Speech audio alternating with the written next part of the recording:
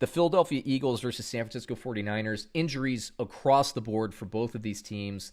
Both teams reeling. Let me just go with the computer rankings here. Carson Wentz is a sit. San Francisco, yeah, I know they have injuries, but they've been injured for 2 years straight now. They made the Super Bowl last year with injuries. San Francisco will overcome. Tough defensive matchup. I don't like Sanders. I don't like Scott. Of the receivers, we know Dallas Goedert, it looks like he's going to miss multiple games based on the reports on Monday morning. Zach Ertz then I think turns into a start because the target share goes up for him. And then Greg Ward is probably my favorite of the receivers at this point, especially with Deshaun Jackson going down with injury. It doesn't look like Alshon's going to be back. So not a lot to like here, though, for Philadelphia, in my view. San Francisco, honestly, I don't think San Francisco loses a ton with Garoppolo off the field. I like Mullins more than you might think, but that's a daily fantasy play. I'm not going to play him in a super flex or anything like that. Let's see. Jerick McKinnon, I have as a start. Jeff Wilson, I have as a start. Keep an eye out on Mostert. I'm assuming Mostert's going to be out again. Jeff Wilson. That one ticked me off, David. I had McKinnon projected as a top 5 running back this week. I had the projection on the head, and Wilson gets the receiving touchdown. I expected him to get the rushing touchdown anyway, so I'm bitter about that. But both running backs have value here. Deebo is not going to be back. It's looking like he'll be back week 5 or later. Aiyuk, I think, could have a really nice day. He's coming along, and I think he could break out this week. That might be the week to play him in daily fantasy. And then at tight end, we'll see. Kittle wasn't active. Jordan Reed goes out. Look, if both of those guys are out, pick up Dwelly. Tight end here is going to be a play. If Kittle plays, obviously he's the start for me, and I wouldn't play 2 tight ends this week. I'd only play 1. But if Reed and Kittle are out, I think Dwelly is definitely worth the play this week. Take it away, David.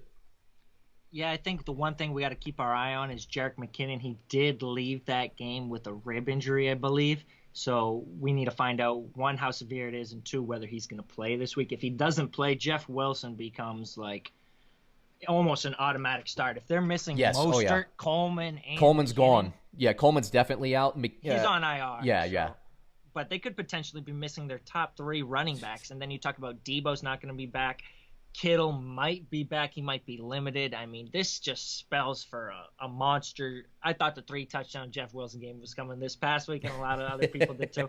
It could be coming this week. We know Jeff Wilson's going to have a 3-touchdown game at some point, one of these games. It's Jeff Wilson, man. That's what he does. Maybe it'll be this game. I think it could, because you look at what they're going to want to do. They're going to want to hold the ball. They're going to want to run the ball, keep it away. I don't know if Philly can keep the ball out of San Francisco's offensive hands. I don't know if they can maintain the time of possession to stop San That's my concern as well, yeah. From building up a lead, continuing to run the ball down their throat. And, man, Carson Wentz, we talked about stashing Tua Tagovailoa. Maybe in a 2-quarterback league, if you got the spot, go out and stash Jalen Hurts, guys, because Carson Wentz, he's looking bad. He's 1, maybe 2 more consecutive bad starts away from getting the plug pulled on him. And there might be something going on behind closed doors. There's a lot of rumblings here. Like, the body language isn't there. Nobody's talking to Wentz on the sidelines. It just seems like there's something under the surface bubbling here. And if Jalen Hurts comes in, it's not going to matter so much that the line is terrible, because he's a scrambling quarterback that could play to his advantage when he's being forced out of the pocket, being forced to take off and use his feet.